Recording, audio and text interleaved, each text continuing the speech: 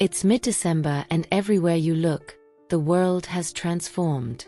Lights strung across every street. Songs playing in every store. Conversations revolving around plans and presents and family gatherings. And while millions of people are swept up in the momentum, counting down days and checking off shopping lists, there's a quieter group moving through this season differently.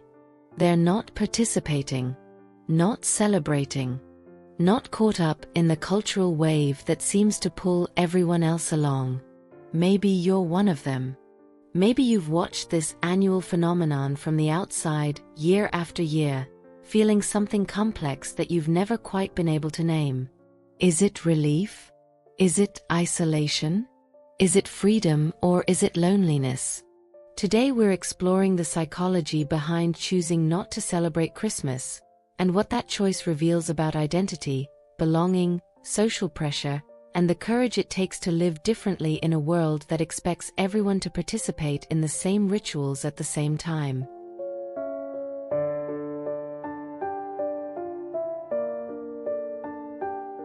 Let's start with something most people don't realize. The decision not to celebrate Christmas is rarely simple. It's not usually a single reason, but rather layers of factors, some conscious and some buried so deep you might not even recognize them yourself. For some people, the choice is rooted in religion or cultural identity. If you're Jewish, Muslim, Hindu, Buddhist, or follow any tradition outside Christianity, Christmas simply isn't part of your spiritual calendar. And yet, even when your absence from Christmas is grounded in your own rich traditions, living in a predominantly Christian culture means you're constantly navigating a world that assumes your participation. Every December becomes a month-long reminder that you exist slightly outside the mainstream, that your normal is not everyone's normal, that your celebrations happen at different times in different ways that most people around you don't understand or acknowledge. But religious difference is only one piece of the puzzle. There are people who were raised Christian, who celebrated Christmas for years, and who at some point made the conscious decision to stop. Why would someone walk away from a tradition they once embraced? Often it's because the holiday became associated with pain instead of joy.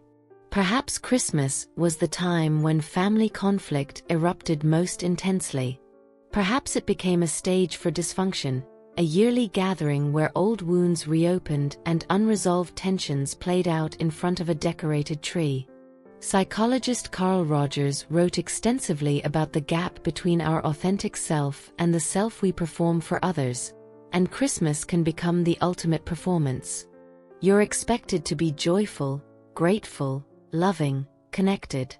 But if you're not feeling those things, if your family relationships are strained or broken, if the gathering feels more like obligation than celebration, then participating becomes an act of psychological violence against yourself. You're forcing yourself to pretend, to smile through discomfort, to maintain a facade that Christmas is magical when your lived experience of it is anything but. For others, the decision not to celebrate stems from grief.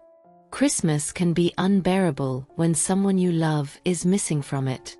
That empty chair at the table. The stockings you don't hang anymore. The traditions that feel hollow without the person who made them meaningful. Psychologists studying bereavement have found that holidays often intensify grief because they're designed to be communal experiences, and loss makes you acutely aware of absence. When the entire culture is celebrating togetherness, your aloneness becomes magnified. Some people choose to step away from Christmas entirely rather than endure the painful reminders year after year. It's not that they're avoiding grief, it's that they're refusing to force themselves through a ritual that no longer brings comfort, only pain. Then there's the economic dimension that almost no one talks about honestly. Christmas has become so commercialized that participating often requires significant financial resources.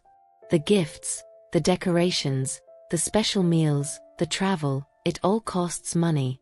And if you don't have money, Christmas becomes a source of shame rather than joy. You watch others exchange expensive presents while you have nothing to give. You see elaborate celebrations you can't afford to create. The cultural message is clear.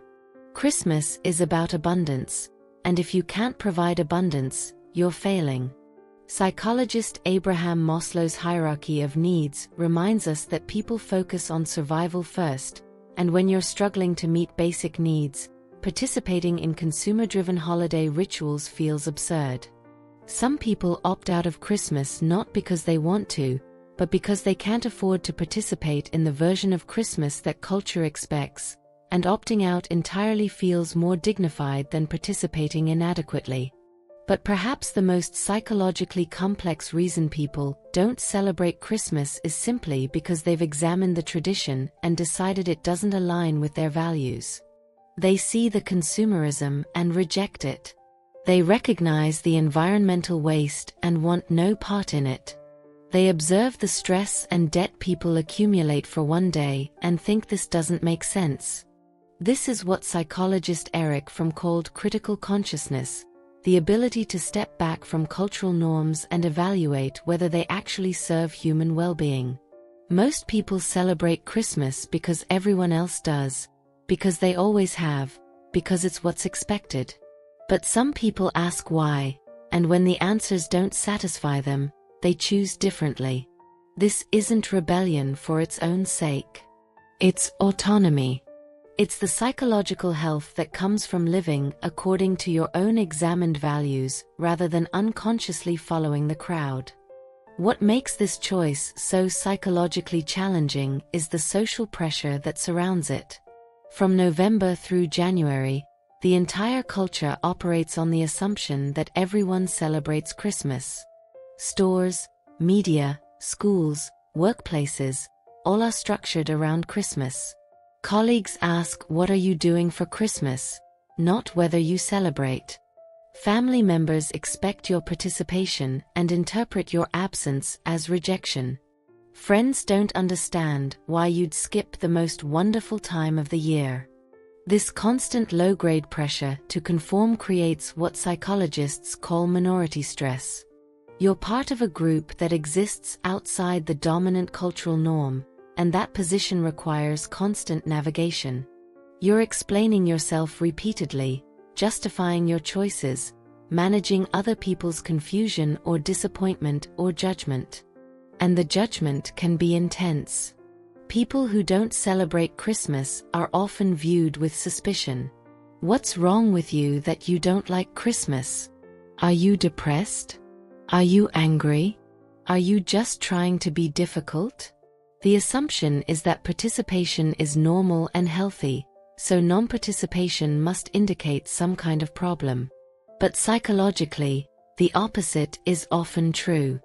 Many people who don't celebrate Christmas report feeling relieved, liberated, more authentic. They've removed themselves from a cultural expectation that never fit them, and in doing so, they've created space to live in ways that actually align with who they are. That's not pathology. That's psychological integration. Yet the isolation can be real. When the entire world seems to be celebrating together and you're not part of it, December can feel profoundly lonely. You're working while others are on holiday. You're going about normal routines while everyone else is focused on something special. Social media fills with images of gatherings and joy you're not experiencing. This is where the psychology gets complicated. You might be completely confident in your choice not to celebrate, completely aligned with your reasons, and still feel the weight of being outside the cultural moment everyone else is sharing. Loneliness isn't always about wanting to participate. Sometimes it's just about being aware of your difference, your separateness, the fact that you don't fit into the story everyone else is living. Psychologist Viktor Frankl, who survived concentration camps, wrote about the human need for meaning. He argued that we can endure almost anything if we understand why we're enduring it, if our suffering or difference serves a purpose that matters to us. For people who don't celebrate Christmas, The key to psychological well-being isn't forcing themselves to participate. It's finding meaning in their choice. When you understand why you don't celebrate, when that decision connects to your deeper values, your identity, your authentic self, the social pressure becomes easier to withstand. You're not just reacting against something. You're living for something. Your own integrity. Your own truth. Your own version of what matters. But let's be honest about something else. Not everyone who doesn't celebrate Christmas has made a conscious, values-driven choice. Some people simply don't celebrate because they're alone, because they have no one to celebrate with, because Christmas highlights their isolation rather than their connection. For these individuals, not celebrating isn't an empowered decision but a painful reality. And the cultural assumption that everyone has somewhere to go and someone to be with on Christmas makes that isolation even more acute. This is why understanding the psychology of non-celebration matters. The reasons are diverse, the experiences are varied, and the emotions involved range from liberation to grief to relief to loneliness, sometimes all at once. What becomes clear when you examine this topic deeply is that Christmas, like all major cultural rituals, reveals who belongs and who doesn't. It creates an in-group and an out-group. And being in the out-group, whether by choice or circumstance, requires navigating a set of psychological challenges that the in-group never has to face. You develop strategies. You learn to deflect the questions, to explain yourself efficiently, to protect your boundaries, to find your own sources of meaning and connection during a season designed for something you're not participating in. And over time, many people who don't celebrate Christmas develop a kind of psychological resilience. They've learned to stand outside cultural norms and be okay. They've learned that their worth isn't determined by their participation in majority traditions. They've learned to trust their own judgment even when it puts them at odds with the world around them. The psychology of people who don't celebrate Christmas ultimately isn't about Christmas at all. It's about autonomy versus conformity. It's about the courage to live authentically even when that means being different. It's about navigating a world that expects uniformity while maintaining your own unique path. And it's about understanding that belonging doesn't require participating in everything, that you can be part of a culture without adopting all of its rituals, that choosing differently doesn't make you broken or wrong, just different. If you don't celebrate Christmas, know that your reasons are valid, your feelings are understandable, and your choice to live according to your own values rather than cultural expectations is a sign of psychological strength, not weakness. The world may not always understand, but understanding yourself is ultimately what matters most.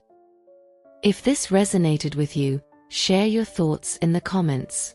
And if you're new to this channel, please subscribe for more psychology content that explores the complexities of being human.